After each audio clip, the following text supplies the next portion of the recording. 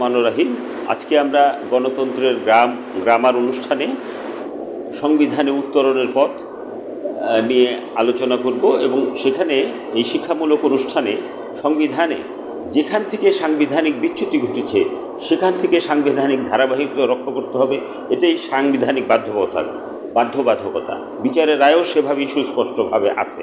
আমরা যদি লক্ষ্য করি আমরা দেখব যে ত্রয়োদশ সংশোধনী মামলার সংক্ষিপ্ত রায়ের যে পূর্ববর্তী ঘটনা যে আমরা দেখেছি যে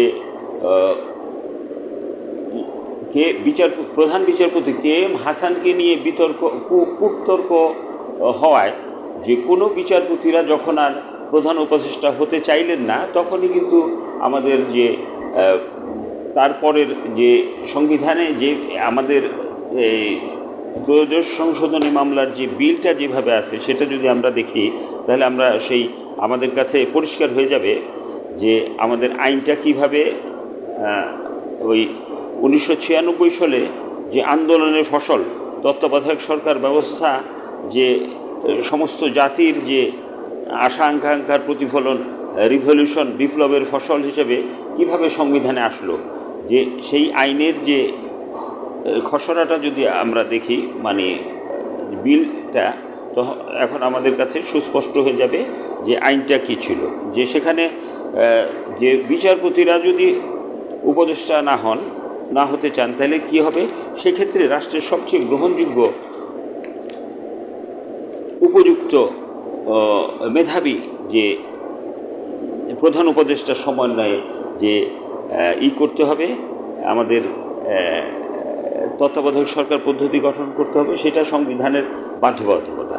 সেক্ষেত্রে যেহেতু প্রধান বিচারপতি কে এম হাসানকে বিতর্ক হয়েছে, সেই জন্য বিচারপতিদের সামনে যখন এই বিষয়টা আবার আসলো তখন তারা রায় দিলেন যে প্রধান বিচারপতিরা আর উপদেষ্টা হবেন না, বিচারপতিরা আর উপদেষ্টা হবেন না,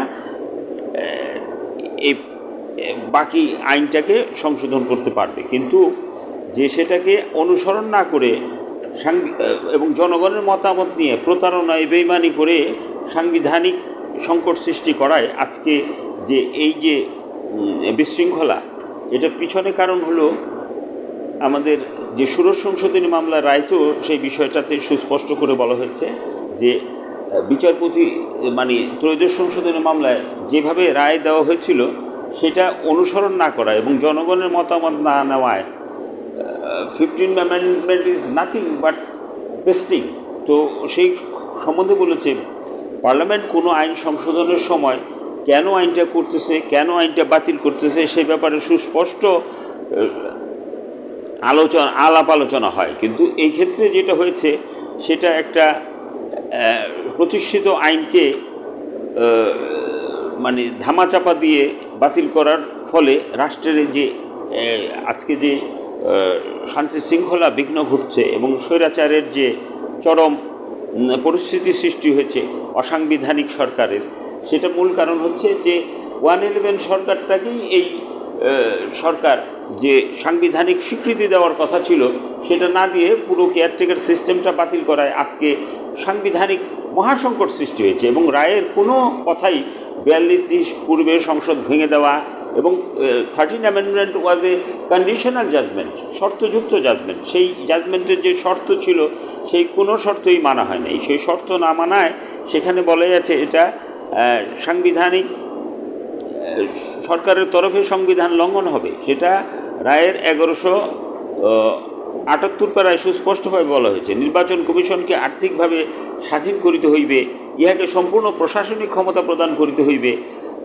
কোনোটাই মানে নাই সরকার। লোকবল নিয়োগের কোনো প্রকার বাধা সৃষ্টি করা যাইবে না। নির্বাচন অনুষ্ঠান করিতে সর্বপ্রকার প্রয়োজন নিরসনকল্পে সরকার তাৎক্ষণিকভাবে পদক্ষেপ লইবেন। সংবিধানের 126 অনুচ্ছেদে বর্ণিত সকল প্রকার সহায়তা সরকার নির্বাহী বিভাগ তড়িৎ প্রদান করিতে বাধ্য থাকিবেন, অন্যথায় তাহারা সংবিধান ভঙ্গ করিবার দায়ী হইবেন। এ কথা পরিষ্কার আছে 1178 পারায়। এবং সরকার সংবিধান ভঙ্গের দায়ী হয়েছেন।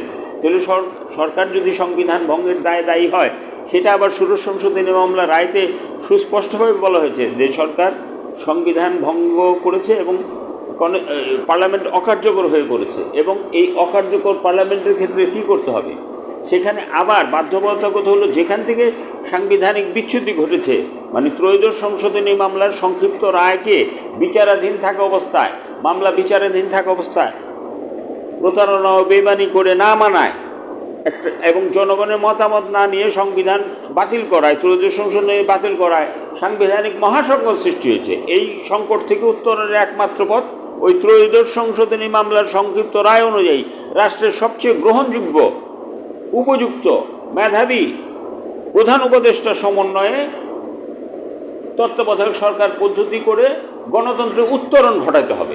এর কোনো বিকল্প আমাদের সংবিধানে এবং আমাদের রায়ে নাই এবং এটাই হলো উত্তরণের একমাত্র পথ। এবং ষোড়শ সংশোধনী মামলা রায়তে এটা স্পষ্টভাবে বলেছে যে সংবিধানের 112 অনুচ্ছেদে সুপ্রিম কোর্টকে মান্য করা সকলের জন্য বাধ্যতামূলক এবং সেখানে পরিষ্কারভাবে এই বিষয়টাতে অত্যন্ত গুরুত্বের সাথে বলা হয়েছে যে যদি সেই রায়কে অবহেলা করে ব্যালেন্সিং হুইল, তাহলে কি হবে, তাহলে রাষ্ট্রের যে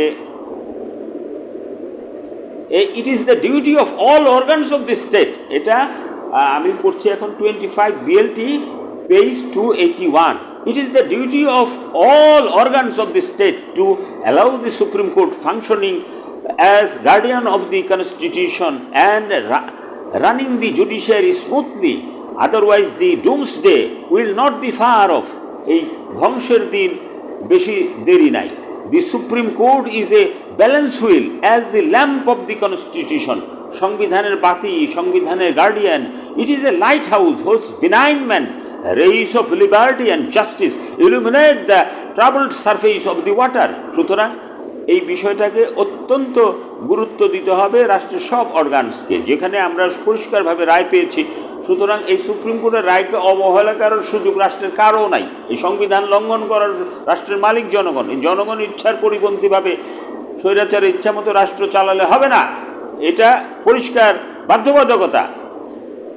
lastly I am coating Blaise Pascal, মানে এই 281 পাড়ায় জাজমেন্টে আবার পরিষ্কার বলে বলছে, justice without power is inefficient. এই যে স্বৈরাচারের ইচ্ছা মতো যা খুশি তাই হুকুম দেবে আর তাই পালন করবে, প্রজাতন্ত্রের কর্মচারীরা সেটাতে বাধ্য না। প্রজাতন্ত্রের কর্মচারীরা বাধ্য হলো সুপ্রিম কোর্টের রায়ের আলোকে। Justice without power is inefficient, power without justice is tyranny, justice without power is opposed because there are always wicked men. Power without justice is soon questioned. Justice and power must therefore be brought together so that whatever is just may be powerful and whatever is powerful may be just. With the observation made above, the appeal is dismissed. এই যে ষোড়শ সংশোধনী মামলায় বাতিল করলো এই পর্যবেক্ষণ দিয়ে। সুতরাং আমাদের এই যে ত্রয়োদশ সংশোধনী মামলা সংক্ষিপ্ত রায়কে অবজ্ঞা এবং অবহেলা করে সংবিধান লঙ্ঘন করা হয়েছে, এই সংবিধান থেকে উত্তরণ করতে গেলে আবার ত্রয়োদশ সংশোধনী মামলার সংক্ষিপ্ত রায়কে মেনে রাষ্ট্রের সবচেয়ে উপযুক্ত, গ্রহণযোগ্য, মেধাবী প্রধান উপদেষ্টা সমন্বয়ে তত্ত্বাবধায়ক সরকার পদ্ধতি করে আমাদের গণতন্ত্র উত্তরণ ঘটাইতে হবে। এটা হলো বাধ্যতামূলক, ম্যান্ডেটরি সুপ্রিম কোর্টের জাজমেন্ট, সেটাকে অবহেলা করার সুযোগ কারো নাই, এটা সবার জন্য বাধ্যতামূলক। ধন্যবাদ সবাইকে। এই জন্যই বিচারের বাণী নীরবে নিভৃতে কাঁদে, রাষ্ট্র পড়েছে বিশ্ব বেহায়া স্বৈরাচারের ফাঁদে। ধন্যবাদ, আবারও সবাইকে ধন্যবাদ।